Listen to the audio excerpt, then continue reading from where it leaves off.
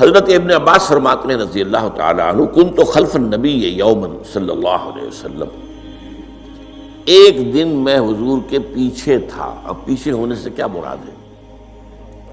گمان غالب یہ ہے کہ سواری پر، جس کو ردیف بھی کہتے ہیں، واللہ عالم یہ بھی ہو سکتا ہے کہ چلتے ہوئے پیچھے پیچھے چل رہے ہیں ادب کے ساتھ۔ چچا زاد بھائی ہیں لیکن عمر میں تو بہت چھوٹے ہیں، نوجوان ہیں۔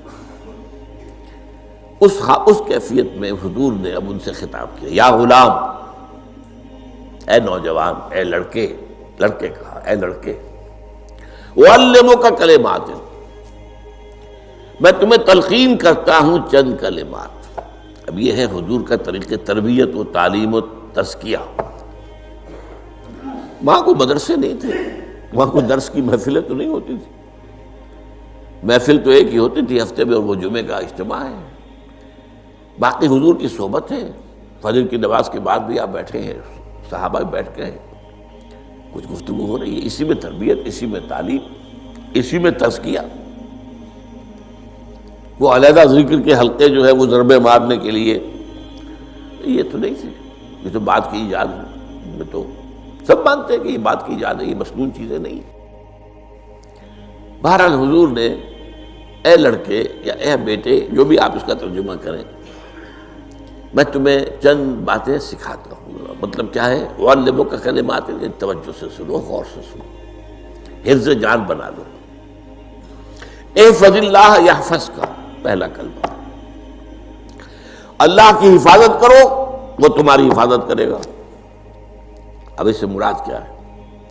عام طور پر سمجھا گیا ہے کہ اللہ کے احکام کی حفاظت کرو، کوئی حکم ٹوٹنے نہ پائے، وہ تمہاری حفاظت کرے گا۔ اور ایک مفہوم یہ بھی ہو سکتا ہے، اللہ کو اپنے دل میں محفوظ رکھو، اس کی یاد سے اس دل کو، اس خانہ قلب کو خالی نہ ہونے دو، مستحضر رکھو اللہ کو اپنے دل میں، تو اللہ تمہاری حفاظت کرے گا، اللہ تمہیں یاد رکھے گا۔ اور حدیث قدسی میں یہ الفاظ آئے، میرا بندہ جب مجھے اپنے دل میں یاد کرتا ہے، میں بھی اسے اپنے دل میں یاد کرتا ہوں۔ جب میرا بندہ کسی محفل میں میرا ذکر کرتا ہے، میں اس سے کہیں بہتر محفل میں اس کا ذکر کرتا ہوں۔ اللہ کی محفل تو ملائے اعلیٰ کی ہے، ملائکہ مقربین کی ہے۔ وہ جو امیر خسرو کا شعر ہے، وہ پتہ نہیں کس کیفیت میں انہوں نے کہا ہے، خدا خود میر محفل بود اندر لامکاں خسرو، محمد شمع محفل بود شب جائے کہ من بودم۔ اے خسرو، رات میں جہاں تھا، وہ رات کوئی کیفیت تھی جو گزری ہے، وہ ایک لامکاں کی محفل تھی۔ اب مکان نہیں ہے، لامکاں ہے، مادی نہیں ہے وہ۔ اس کی محفل میں میر محفل اللہ تھا اور شمع محفل محمد تھے صلی اللہ علیہ وسلم۔ خدا خود میر محفل بود اندر لامکاں خسرو، محمد شمع محفل بود شب جائے کہ من بودم۔ بہرحال اللہ کو تم اپنے دل میں مستحضر رکھو، اللہ تعالیٰ تمہیں بھی یاد رکھے گا۔ دوبارہ فرمایا، احفظ اللہ تجدہ امامک تجاہک، اللہ کو یاد رکھو تو اپنے سامنے موجود پاؤ گے، جب چاہو دعا کرو۔ وہ جو بات کہا ہے کہ دل میں ہے، جب چاہو مخاطب ہو جاؤ۔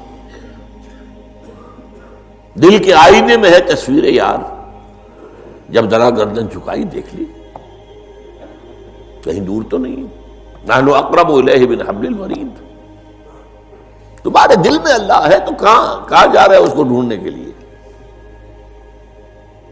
اپنے دل میں۔ وہ جو بے دل نے کہا ہے، ستم است گر ہوست کا شبد کہ بے سیر سر و سمندرا، تجھے غنچہ کم نہ دمیدہ در دل کشا بچمندرا۔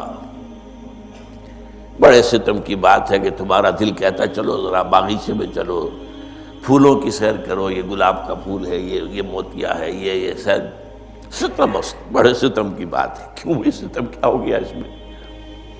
ستم است گر ہوست کشد، تمہاری خواہش تمہیں کھینچتی ہے کہ بے سیر سر و سمندرا، سر و سمن، ذرا ان کی سیر کرنے کے لیے آؤ.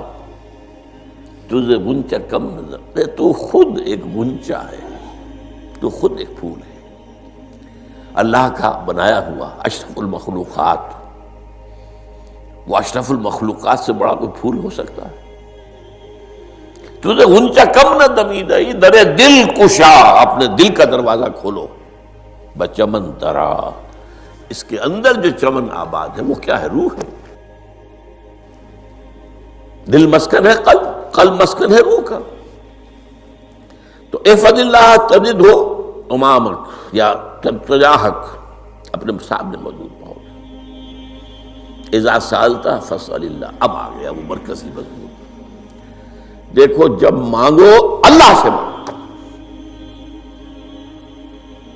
غیر اللہ کے سامنے ہاتھ دراز کرو ہی مت.